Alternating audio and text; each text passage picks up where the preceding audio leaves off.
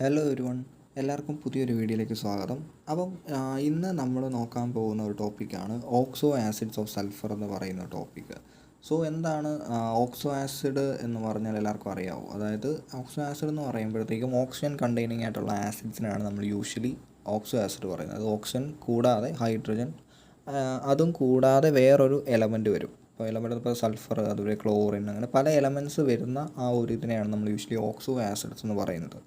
ഇപ്പം നമ്മൾ പ്ലസ് ടുവിലൊക്കെ പഠിച്ചിട്ടുണ്ട്. ഇപ്പം പല ഓക്സോ ആസിഡ്സ്, അതായത് പല എലമെൻസിൻ്റെ ഓക്സോ ആസിഡ്സ് പഠിച്ചിട്ടുണ്ട്. അതിനകത്ത് ഇൻക്ലൂഡ് ചെയ്യുന്ന ഒരു സംഭവം തന്നെയാണ് സൾഫറും വരുന്നത്.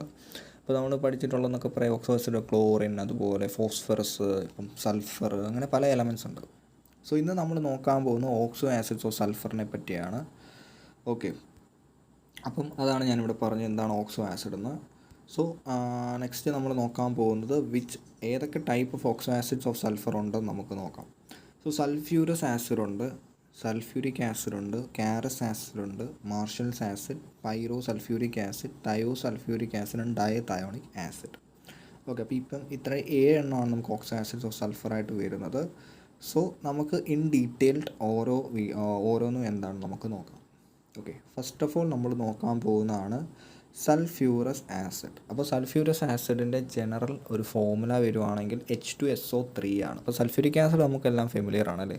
സോ അതിൻ്റെ ഫോർമുല എന്താണ്? H2SO4 ആണ്. സോ ഈ സൾഫ്യൂരസ് ആസിഡ് വരുന്ന കേസിൽ ഇതിൻ്റെ ഫോർമുല ആണ് H2SO3 എന്ന് പറയുന്നത്.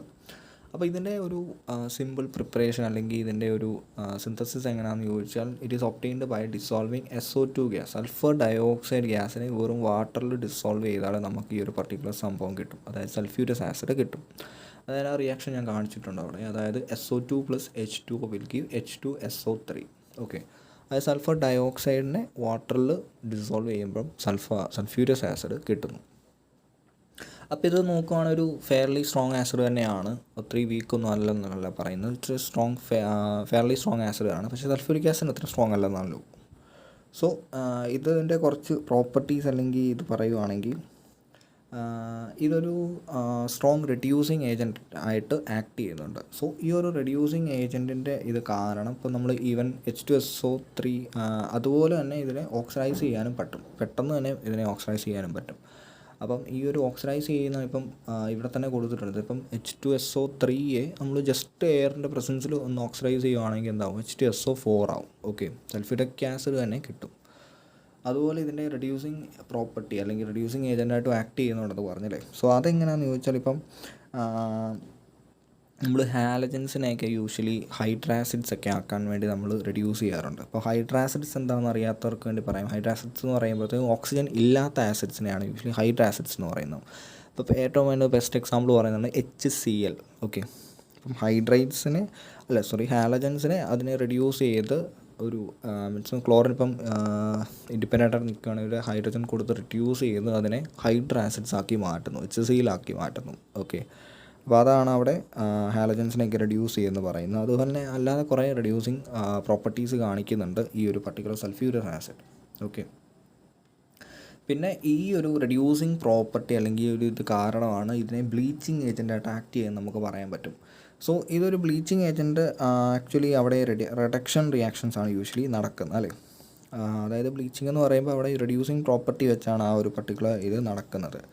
സോ ഇപ്പം നമ്മൾ പറയുവാണെങ്കിൽ എന്താണ് ഇപ്പോൾ ഈ ഒരു കളേർഡ് ബ്ലീച്ചിങ് എന്താണ് ആക്ച്വലി കളേർഡ് കോമ്പൗണ്ട്സിൻ്റെയൊക്കെ ആ ഒരു കളർ മാറ്റി ലൂക്കോ ബേസസ് ആക്കി മാറ്റുന്നു. കളർലെസ് ആയിട്ടുള്ള ലൂക്കോ ബേസസ് ആക്കി മാറ്റുന്നു. ഈ ലൂക്കോ ബേസസ് എന്താണെന്ന് ചോദിച്ചാൽ ഈ കളർലെസ് ആയിട്ടുള്ള അല്ലെങ്കിൽ കളർ തീരെ കുറഞ്ഞ അമീൻസ് എന്നൊക്കെയാണ് യൂഷ്വലി ലൂക്കോ ബേസസ് കൊണ്ട് നമ്മൾ ഉദ്ദേശിക്കുന്നത്. പക്ഷേ ഇവിടെ ആ ഒരു ബ്ലീച്ചിങ് നടക്കുന്നത് റിഡക്ഷൻ വഴിയാണ്. പക്ഷേ അത് കുറച്ച് നേരം എയറിൻ്റെ പ്രസൻസിൽ വെക്കുകയാണെങ്കിൽ ഇറ്റ് ഗെറ്റ് ഓക്സിഡൈസ്, പിന്നെയും കളറുള്ള ആ സംഭവമായിട്ട് പിന്നെയും മാറുന്നു. സോ അതൊരു കോൺസ്റ്റൻറ്റ് പ്രോസസ്സാണെന്ന് നമുക്ക് പറയാൻ പറ്റത്തില്ല. അത് ടെമ്പററി ആണ്, മീൻസ് പെർമനൻറ്റ് ആണെന്ന് പറയാൻ പറ്റത്തില്ല. ഇറ്റ്സ് എ ടെമ്പററി പ്രോസസ്സ്, കാരണം അത് മാറിക്കൊണ്ടിരിക്കുന്നു. അതായത് ഇവിടെ ഇപ്പം ബ്ലീച്ച് ചെയ്തൊരു സംഭവം കിട്ടി, കളർ മാറി കളർലെസ് ആയി കിട്ടി, കുറച്ച് കഴിയുമ്പോൾ എയറിൽ വെക്കുമ്പോഴത്തേക്ക് ആ കളറങ്ങ് പോവും, പിന്നെയും തിരിച്ച് കളർ വരും. അപ്പോൾ അതാണ് അതിനെ ബ്ലീച്ചിങ് ഏജൻറ്റ് എന്ന് വിളിക്കാൻ കാരണം. അല്ലെങ്കിൽ ബ്ലീച്ചിങ്ങിൻ്റെ ഒരു പ്രോപ്പർട്ടി അല്ലെങ്കിൽ ഇത് പറയുവാണെങ്കിൽ അതിൻ്റെ പ്രിൻസിപ്പിൾ പറയുകയാണെങ്കിൽ ഒരു റെഡ്യൂസിങ് പ്രോപ്പർട്ടി നമുക്ക് പറയാൻ പറ്റും. പിന്നെ ഒരു സ്ട്രക്ചറിനെ പറ്റിയാണ് പറയുന്നത്. So it has a pyramidal സ്ട്രക്ചറാണ് പറയുന്നത്. സോ അതിൻ്റെ ഒരു സ്ട്രക്ചർ കൊടുത്തിട്ടുണ്ട്. ഒരു 2 OH ആണ് അവിടെ റെഡ്യൂസിബിളായിട്ട് നിൽക്കുന്നത്. ഡൈബേസിക് എന്ന് നമുക്ക് പറയാം. അതുപോലെ ഒരു ഡബിൾ ബോണ്ട് OH ഉണ്ട്. പിന്നെ സൾഫറിൻ്റെ മേലുള്ള 2 ലോൺ പെയർസും നിൽപ്പുണ്ട്. ഓക്കെ. പിന്നെ നമ്മൾ പറയുകയാണെങ്കിൽ സൾഫറും അതുപോലെ ഓക്സിജൻ ആറ്റം തമ്മിൽ നോക്കുകയാണെങ്കിൽ ഒരു D∅P∅ ബോണ്ട് നമുക്ക് കാണാൻ പറ്റും, അല്ലെങ്കിൽ അവിടെ അവശേഷിക്കുമെന്നാണ് നമുക്ക് ഒരു ഇതാണ് പറയുന്നത്. അപ്പം അത്രയാണ് സൾഫ്യൂരസ് ആസിഡിനെ പറ്റി പറയുന്നത്. അപ്പം അടുത്ത് നമ്മൾ നോക്കാൻ പോകുന്നതാണ് സൾഫ്യൂരിക് ആസിഡ്, അല്ലെങ്കിൽ കിങ് ഓഫ് കെമിക്കൽസ് എന്നൊക്കെ പറയാറുണ്ട് അല്ലേ. അപ്പോൾ സൾഫ്യൂരിക് ആസിഡിനെ പറ്റി പറയുകയാണെങ്കിൽ കുറേ ഉണ്ട്, പക്ഷേ ഞാൻ അത്രയും കുറേ ഇൻഡെപ്ത് പോകുന്നില്ല, കുറച്ചൊരു കാര്യങ്ങളൊക്കെയാണ് പറയാൻ പോകുന്നത്. സോ എന്താണ് ബേസിക് ഫോർമുല എന്ന് പറയുമ്പോൾ തന്നെ H2SO4. എല്ലാവർക്കും ഇപ്പോൾ കൊച്ചിനോട് ചോദിച്ചാൽ കൊച്ചിന് വരെ അറിയാം H2SO4 എന്താണ്, സൾഫ്യൂരിക് ആസിഡ് ആണെന്ന് ആർക്കും വേണമെങ്കിലും അറിയാം. സോ അപ്പം it is called the king of chemicals എന്നൊക്കെയാണ് നമ്മൾ അറിയപ്പെടുന്നത് അല്ലേ. ഇപ്പം നമ്മൾ പറയുകയാണെങ്കിൽ ഒരു രാജ്യത്തിൻ്റെ അല്ലെങ്കിൽ ഒരു കൺട്രിയുടെ അല്ലെങ്കിൽ ഇൻഡസ്ട്രിയലൈസേഷൻ ഓഫ് എ കൺട്രി ഒക്കെ പറയുവാണെങ്കിൽ അത് ജഡ്ജ് ചെയ്യുന്നൊരു മാറ്ററാണ്. ആ ഒരു കൺട്രിയിൽ എത്ര എമൗണ്ട് സൾഫ്യൂരിക് ആസിഡാണ് അല്ലെങ്കിൽ ആ ഇൻഡസ്ട്രീസ് യൂസ് ചെയ്യുന്നതെന്ന് വെച്ചാണ് ഒരു കൺട്രിയുടെ ഇത് പറയുന്നത്. ഓക്കെ, അത്രയ്ക്ക് ഇമ്പോർട്ടൻസ് ഉള്ള സംഭവമാണ് സൾഫ്യൂരിക് ആസിഡ്. അപ്പോൾ നമ്മൾ സൾഫ്യൂരിക് ആസിഡിനെ പറ്റി പറയുവാണെങ്കിൽ അതിനെ നമ്മൾ ഓയിൽ ഓഫ് വിട്രിയോൾ എന്നും പറയാറുണ്ട്. Okay, oil of vitriol. ഇപ്പം നമ്മൾ ബ്ലൂ വിട്രിയോൾ, കോപ്പർ സൾഫേറ്റ്, അതുപോലെ ഗ്രീൻ വിട്രിയോൾ, ഫെറസ് സൾഫേറ്റ് അതൊക്കെ പഠിച്ചിട്ടുണ്ട് അല്ലേ. അതുപോലെ സംഭവമാണ് ഓയിൽ ഓഫ് വിട്രിയോൾ ആണ് സൾഫ്യൂരിക് ആസിഡ്. ഓക്കെ. സോ പല ആപ്ലിക്കേഷൻസ് വരുന്നുണ്ട്. ഇപ്പം സൾഫ്യൂരിക് ആസിഡിൻ്റെ ആപ്ലിക്കേഷൻസ് ഇപ്പം നമ്മൾ ലാബിലൊക്കെ എടുക്കുകയാണെങ്കിൽ തന്നെ, ഇപ്പം നമ്മൾ ലാബിലൊക്കെ എടുക്കുകയാണെങ്കിൽ തന്നെ പല സിന്തസിസിന് വരെ സൾഫ്യൂരിക് ആസിഡ് യൂസ് ചെയ്യാറുണ്ട്. ഇപ്പോൾ സിന്തസിസ് പറയുകയാണ്, ഇപ്പം നൈട്രേഷൻ റിയാക്ഷൻസ് എല്ലാവർക്കും അറിയാം അല്ലേ. നൈട്രേഷൻ റിയാക്ഷൻ നടക്കുമ്പോഴത്തേക്കും ആക്ച്വലി അവിടെ നമ്മൾ നൈട്രേഷൻ എന്ന പേര് കേൾക്കുമ്പം എല്ലാവരും വിചാരിക്കും അവിടെ എന്താണ് നൈട്രിക് ആസിഡ് മാത്രമേ യൂസ് ചെയ്യുന്നുള്ളൂ. പക്ഷേ അവിടെ കൂടെ സൾഫ്യൂരിക് ആസിഡ് ഈക്വൽ എമൗണ്ട് ഇക്വലൻ്റായിട്ട് സൾഫ്യൂരിക് ആസിഡ് അവിടെ യൂസ് ചെയ്യുന്നുണ്ട്. സോ ഈ ഒരു പർട്ടിക്കുലർ നൈട്രേറ്റിംഗ് മിക്സ്ചർ അല്ലെങ്കിൽ യൂസ് ചെയ്യുമ്പോഴത്തേക്കും ആ ഒരു കോമ്പൗണ്ട് വരുന്ന ഇതെന്ന് പറയുമ്പം ഈ നൈട്രിക് ആസിഡ് വരുമ്പോഴത്തേക്കും അവിടെ ഒരു ബേസായിട്ടാണ് ആക്ട് ചെയ്യുന്നത്. അതായത് അവിടെ നിന്നൊരു OHും പോവും, അതുപോലെ സൾഫ്യൂരിക് ആസിഡ് നോക്കുകയാണെങ്കിൽ ഒരു ആസിഡായിട്ടും ബിഹേവ് ചെയ്യുന്നുണ്ട്. സോ അവിടെ നിന്ന് ഒരു H+ പോകുന്നുണ്ട് സൾഫ്യൂരിക് ആസിഡിൽ നിന്ന്. സോ ആ ഒരു ഇത് നടക്കുമ്പോഴത്തേക്കും നമുക്ക് പറയാൻ പറ്റും നൈട്രിക് ആസിഡ് ഒരു ബേസായിട്ട് അവിടെ ആക്ട് ചെയ്യുന്നു, അതുപോലെ സൾഫ്യൂരിക് ആസിഡ് അവിടെ ഒരു ആസിഡായിട്ടും ആക്ട് ചെയ്യുന്നുണ്ട്. സോ ഈ ഒരു നൈട്രേഷൻ റിയാക്ഷനിൽ ഒരു മോളിക്യൂൾ വാട്ടർ എലിമിനേറ്റ് ചെയ്ത് പോകുന്നുണ്ട്. ഓക്കെ. സോ അതിനാണ് റിയാക്ഷൻസ് ഇപ്പം നൈട്രേഷൻ റിയാക്ഷൻ്റെ കേസ് പറയുകയാണെങ്കിൽ. അല്ലാതെ തന്നെ പല ഡീഹൈഡ്രേറ്റിംഗ് ഏജൻറ്റ്, അതുപോലെ ഓക്സിഡൈസിങ് ഏജൻറ്റ്, അതുപോലെ പല ഇൻഡസ്ട്രിയൽ ആപ്ലിക്കേഷൻസ് ഒത്തിരിയുള്ള ഒരു സംഭവമാണ് നമ്മുടെ ഈ സൾഫ്യൂരിക് ആസിഡ് എന്ന് പറയാം.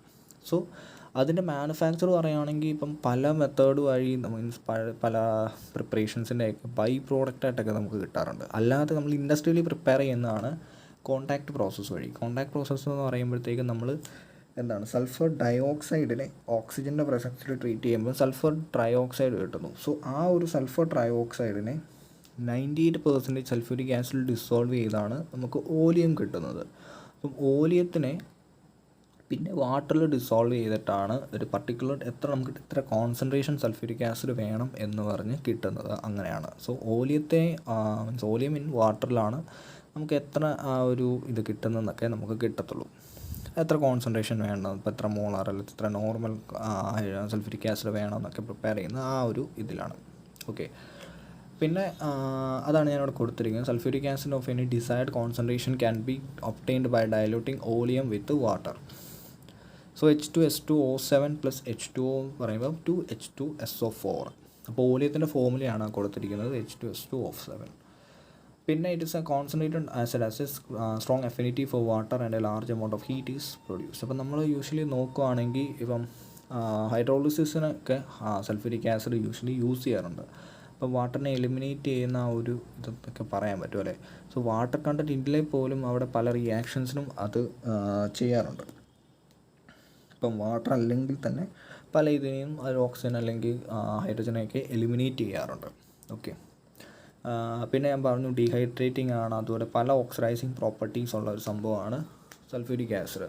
പിന്നെ ഇതിൻ്റെ സ്ട്രക്ചർ നോക്കുവാണെങ്കിൽ ടെട്രാഹീഡ്രൽ സ്ട്രക്ചറാണ്, അതായത് ഡൈബേസിക് ആസിഡ് എന്നാണ് യൂഷ്വലി സൾഫ്യൂരിക് ആസിഡ് പറയുന്നത്. അപ്പോൾ സൾഫ്യൂരിക് ആസിഡിൻ്റെ ഒരു ഇക്വലൻറ്റ് വെയിറ്റ് നോക്കുവാണെങ്കിൽ 49 ആണ്. അപ്പം അതിൻ്റെ മോളിക്കുലർ വെയിറ്റ് നോക്കുവാണെങ്കിൽ 98 ആണ്. പക്ഷേ അത് ഡൈബേസിക് ആയതുകൊണ്ട് 49 ആണ് അവിടെ അതിൻ്റെ ഇക്വലൻ്റ് വെയിറ്റ് എന്നൊക്കെ പറയുന്നത്. സോ ഇവിടെ എസ് ഡബിൾ ബോണ്ടോ രണ്ടെണ്ണം ഉണ്ട്, അതുപോലെ ഒരു 2 OH ബോണ്ടും വരുന്നുണ്ട്.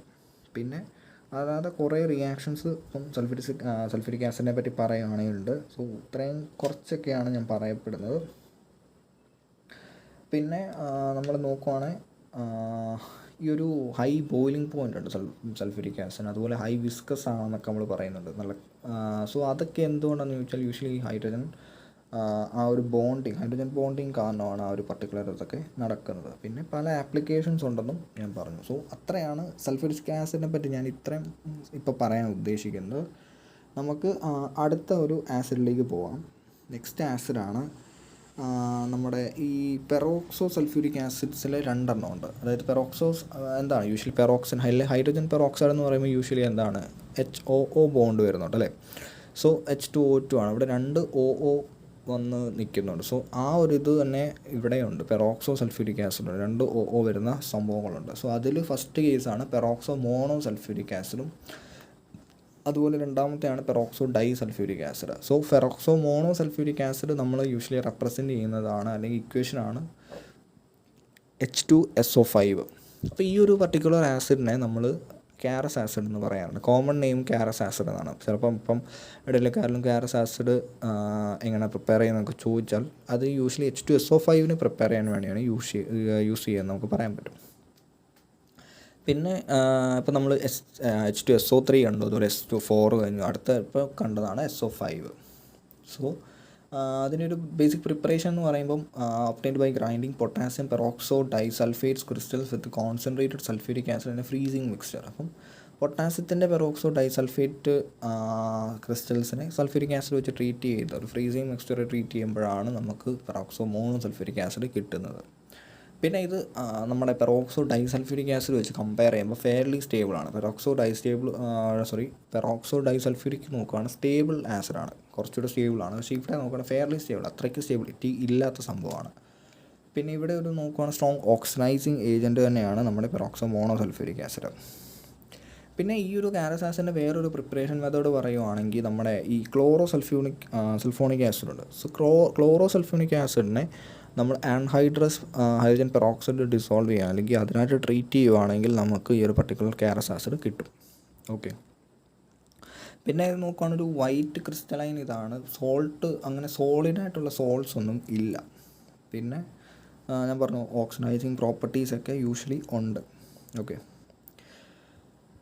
പിന്നെ ഇതിൻ്റെ ഒരു സ്ട്രക്ചറാണ് പറയുന്നത്, tetrahedral structure. S double bond 2 എണ്ണം, അതുപോലെ ഒരു OO ബോണ്ട്, പെറോക്സോ ബോണ്ട് ഒരു H, പിന്നെ ഒരു OH, ഒരു മോണോ ബേസിക് ആസിഡാണ്. സോ 1H OH മാത്രമേ ഉള്ളൂ. ഇത്രയാണ് പെറോക്സോ മോണോ സൾഫ്യൂരിക് ആസിഡ്. അടുത്ത രണ്ടാമത്തെ കേസാണ് പെറോക്സോ ഡൈ സൾഫ്യൂരിക് ആസിഡ്. സോ ഞാൻ പറഞ്ഞു ഇതെന്ന് പറയുമ്പോൾ മാർഷൽസ് ആസിഡാണ് കോമൺ നെയിം, മറ്റേത് കാരസ് ആസിഡ്. പക്ഷേ ഇവിടെ ഫോമിലേക്ക് കുറച്ച് വ്യത്യാസമുണ്ട്. മറ്റേ നോക്കുവാണെങ്കിൽ H2SO5 ആയിരുന്നു, പക്ഷേ ഇവിടെ H2S2O8 ആണ്. ഓക്കെ. പിന്നെ ഇവിടെ ഒരു പ്രിപ്പറേഷൻ മെത്തേഡ് എന്ന് പറയുമ്പോഴത്തേക്ക് നമ്മൾ യൂഷ്വലി ഇലക്ട്രോലിസിസ് വഴിയാണ് ഈ ഒരു സൾഫ്യൂരിക് ആസിഡിൻ്റെ പെറോക്സോ ഡൈ സൾഫ്യൂരിക് ആസിഡിൻ്റെ പ്രിപ്പറേഷൻ വരുന്നത്. സോ ഇലക്ട്രോലിസിസ് 50% സൾഫ്യൂരിക് ആസിഡ് വെച്ചാണ് ഇലക്ട്രോലിസിസ് ചെയ്യുന്നത്. അല്ലെങ്കിൽ ഇതിനെ പറയുന്നത് anodic oxidation of sulphuric acid എന്നാണ് നമ്മൾ യൂഷ്വലി പറയുന്നത്. ഓക്കെ. അപ്പം ഇവിടെ വേറൊരു റിയാക്ഷനും ഉണ്ട്. അതായത് നമ്മൾ ഇപ്പം നേരത്തെ പെറോക്സോ മോണോയിൽ പറഞ്ഞ പോലെ ഹൈഡ്രജൻ പെറോക്സൈഡ് വെച്ച് അൺഹൈഡ്രസ് ആയിരുന്നു അവിടെ യൂസ് ചെയ്തത്. പക്ഷേ ഇവിടെ നമ്മുടെ H2O2 അതായത് ഹൈഡ്രജൻ പെറോക്സൈഡ് വെച്ച് തന്നെ ഇതിനെ ട്രീറ്റ് ചെയ്യാൻ പറ്റും. ട്രീറ്റ് ചെയ്യുമ്പോഴത്തേക്കും ക്ലോറോസൾഫോണിക് ആസിഡ് വെച്ച് തന്നെ ട്രീറ്റ് ചെയ്യുമ്പോഴത്തേക്കും ഈ ഒരു പർട്ടിക്കുലർ പെറോക്സോ ഡൈസൾഫ്യൂരിക് ആസിഡ് വരുന്നുണ്ട്. പക്ഷേ മറ്റേ കേസിൽ അൺഹൈഡ്രസ് ആയിരുന്നു, ഈ ഒരു കണ്ടീഷനിൽ അൺഹൈഡ്രസ് വരുന്നില്ല. പിന്നെ ഞാൻ പറഞ്ഞു സ്റ്റെബിലിറ്റി നോക്കുവാണെങ്കിൽ മറ്റേതിനെക്കാളും സ്റ്റേബിളാണെന്ന് പറയാം. ഓക്കെ. അതുപോലെ തന്നെ പവർഫുൾ ഓക്സിഡൈസിങ് ഏജൻ്റ് ആണ്. പിന്നെ aqueous solution it changes to Caro's acid. ഇപ്പം നമ്മൾ അക്യൂസ് സൊല്യൂഷൻസ് കൺസിഡർ ചെയ്യുകയാണെങ്കിൽ അത് കാരസ് ആസിഡായിട്ട് മാറും. പക്ഷേ കാരസ് ആസിഡിനെ പിന്നെ നമ്മൾ നോക്കുവാണെങ്കിൽ ഫർദറായിട്ട് ഹൈഡ്രലൈസ് ചെയ്യുമ്പോഴത്തേക്കും H2O2 അതുപോലെ സൾഫ്യൂരിക് ആസിഡും കിട്ടി. അപ്പം അവിടെയും സൾഫ്യൂരിക് ആസിഡിൻ്റെ ഒരു പ്രിപ്പറേഷൻ മെത്തേഡ് നമുക്ക് കിട്ടും. പിന്നെ ഈ ഒരു പെറോക്സോ ഡൈസൾഫേറ്റ് നടത്തുള്ള എനിക്ക് കണ്ടോ, അതായത് പെറോക്സോ ഡൈസൾഫേറ്റ് എന്ന് പറയുമ്പം ഈ പെറോക്സോ മോണോ ഡൈസൾഫ്യൂരിക് ആസിഡിൻ്റെ സോൾട്സിനെയാണ് നമ്മൾ യൂഷ്വലി പറയുന്നത്. സോ ചില മെറ്റൽസൊക്കെ ഇതിനകത്ത് ഡിസോൾവ് ചെയ്യുന്നുണ്ട്. സോ അതിന് സോൾട്ട് കറസ്പോണ്ടിങ് കിട്ടുന്നുണ്ട്. ഫോർ എക്സാമ്പിൾ ഒരു സോൾട്ട് പറയുകയാണെങ്കിൽ സിങ്ക് മെറ്റൽ ഡിസോൾവ് ചെയ്യുന്നുണ്ട്. ഈ ഒരു പൊട്ടാസ്യം പെറോക്സോ ഇതിനകത്ത് ഡിസോൾവ് ചെയ്തിട്ട് നമുക്ക് കിട്ടുന്ന ഒരു സംഭവമുണ്ട്. അതാണ് സിങ്ക് സൾഫേറ്റും അതുപോലെ പൊട്ടാസ്യം സൾഫേറ്റും കിട്ടുന്നുണ്ട്. ഓക്കെ, അപ്പം ഇതിൻ്റെ ഒരു സ്ട്രക്ചർ നോക്കുകയാണെങ്കിൽ H2SO8 എന്നാണ് പറയുന്നത്. സോ എസ്സിന്ന് 2 ഡബിൾ ബോണ്ടോ പോകുന്നുണ്ട് ഒരു എസ്സിന്ന്. അതുപോലെ 2 OO ബോണ്ടുണ്ട്. അതുപോലെ OH 2 നിൽക്കുന്നുണ്ട്. ഇതാണ് പെറോക്സോ ഡൈസൾഫ്യൂരിക് ആസിഡിനെ പറ്റി പറയാനുള്ളത്. അപ്പം കോമൺ നെയിം ഓർത്തിരിക്കുന്നത് നല്ലതാണ്. മറ്റേതാണെങ്കിൽ മോണോ ആണെങ്കിൽ കാരസ്, അതുപോലെ പെറോക്സോ ഡൈ ആണെങ്കിൽ മാർഷൽസ് ആസിഡ്. പിന്നെ നമ്മൾ ഒരു ടൈപ്പ് ഓഫ് ആസിഡാണ് അല്ലെങ്കിൽ പൈറോ സൾഫ്യൂരിക് ആസിഡ് എന്ന് പറയുന്നു. അപ്പോൾ നമ്മൾ അല്ലെങ്കിൽ കോമൺ നെയിമാണ് ഓലിയം. നമ്മൾ നേരത്തെ കണ്ടായിരുന്നു. സൾഫ്യൂരിക് ആസിഡിനെ പ്രിപ്പറേഷൻ മെത്തേഡിൽ യൂസ് ചെയ്യുന്നുണ്ട്. അതായത് ഡിസൈഡ് കോൺസെൻട്രേഷൻ ഉണ്ടാക്കാൻ വേണ്ടി നമ്മൾ ഓലിയം മിക്സ് ചെയ്യുന്നുണ്ട്. സോ അല്ലെങ്കിൽ ഓലിയം പ്രിപ്പയർ ചെയ്യുന്നത് നമ്മൾ സൾഫർ ഡയോക്സൈഡിനെ ആ ഒരു സൾഫ്യൂരിക് ആസിഡ് വെച്ച് ട്രീറ്റ് ചെയ്യുമ്പോഴാണ് ഓലിയം പ്രിപ്പയർ ചെയ്യുന്നത്. സോ ഓലിയം പറയുകയാണെങ്കിൽ it's a viscous brownish liquid and is believe to be a solution of sulphur trioxide concentrated sulphuric acid. അപ്പോൾ നമ്മൾ ഫ്യൂമിങ് സൾഫ്യൂരിക് ആസിഡ് എന്നൊക്കെ ഇടുന്നുണ്ട് അല്ലേ. ഭയങ്കര ഹൈ കോൺസെൻട്രേഷൻ എന്നൊക്കെയാണ് എല്ലാവരും പലരും പേടിപ്പിച്ചിട്ടൊക്കെയാണ് നമ്മളെ അല്ലേ. തൊടല്ലേ ഭയങ്കര ഫ്യൂമിങ് ആണ്, പുകയൊക്കെ വരുന്നു എന്നൊക്കെ കേട്ടിട്ടുണ്ട്. സോ അതിനെയാണ് യൂഷ്വലി ഓലിയം. അപ്പോൾ അതിനെയാണ് ഓലിയം എന്ന് പറയുന്നത്. പിന്നെ അത് സോൾട്ട് ഉണ്ടാക്കുന്നുണ്ട്, അതിനെ പൈറോ സൾഫേറ്റ്സ് എന്നാണ് യൂഷ്വലി പറയുന്നത്. പിന്നെ ഓലിയം തന്നെ ഒരു സ്ട്രോങ് സംഭവം തന്നെയാണ്. പിന്നെ പല ഇൻഡസ്ട്രിയൽ ആപ്ലിക്കേഷൻസ് ഒക്കെ ഉള്ളതാണ്. ഇപ്പോൾ പെട്രോളിയം റിഫൈനിങ് അങ്ങനത്തെ കാര്യങ്ങൾ ഒക്കെ ഉള്ളതാണ് പൈറോ സൾഫ്യൂരിക് ആസിഡ്. അപ്പോൾ അതിൻ്റെ ഒരു സ്ട്രക്ചറാണ് ഈ കൊടുത്തിരിക്കുന്നത്. ഇപ്പം എസ് ഡബിൾ ബോണ്ട് എസ്സിന്ന് തന്നെ പിന്നെ 2 ഡബിൾ ബോണ്ടോ പോകുന്നുണ്ട്. അപ്പോൾ നടുക്ക് H2O8 ഇല്ല, അതുകൊണ്ട് നടുക്കൊരു O മാത്രമേ ഉള്ളൂ. അപ്പോൾ നടുക്കൊരു ഓയും കൂടെ ഉണ്ടായിരുന്നെങ്കിൽ അതിനെ നമുക്ക് പെറോക്സോ ഡൈസൾഫ്യൂരിക് ആസിഡ് ആയേനെ. അത്രയേ ഉള്ളൂ ഓലിയത്തിൻ്റെ കേസ്. പിന്നെ 2 ഉള്ളത് അടുത്തതാണ് ഡൈതയോണിക് ആസിഡും.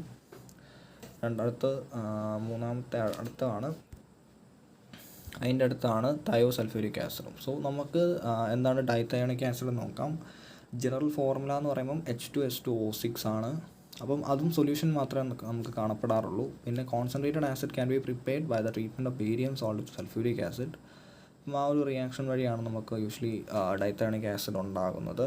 പിന്നെ അവരുടെ ഒരു സോൾട്ട്സ് ഒക്കെ നോക്കുകയാണെങ്കിൽ യൂഷ്വലി തേർമലി സ്റ്റേബിൾ ആയിരിക്കും. റൂം ടെമ്പറേച്ചറിൽ തേർമലി സ്റ്റേബിൾ ആയിരിക്കും. പിന്നെ readily soluble in water, stability ഉള്ളൊരു സംഭവം തന്നെയാണെന്ന് നമുക്ക് പറയാൻ പറ്റും. ഓക്കെ, പിന്നെ അവരുടെ സോൾട്ട്സിനെ നമ്മൾ യൂഷ്വലി തയണീസ് എന്നൊക്കെയാണ് പറയപ്പെടുന്നത്.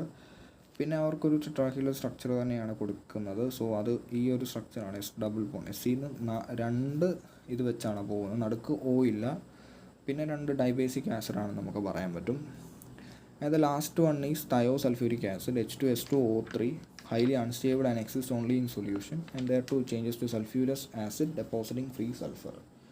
ഓക്കെ, സോ അതിൻ്റെ ഒരു ജനറൽ റെപ്രസെൻറ്റേഷനാണ്. ഇത്ര നമ്മൾ ആസിഡ് കൺസിഡർ ചെയ്യുന്നത് എസ് ഡബിൾ ബോണ്ടസ് വരുന്ന ആകെ ഇതിന് മാത്രമേ ഉള്ളൂ.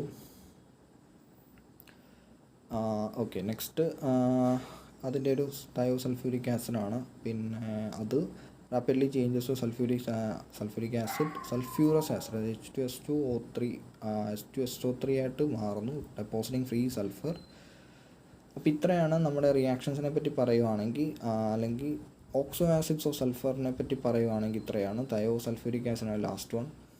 സോ ഓരോന്നും പഠിച്ചു, എന്താണെന്നൊക്കെ നോക്കി.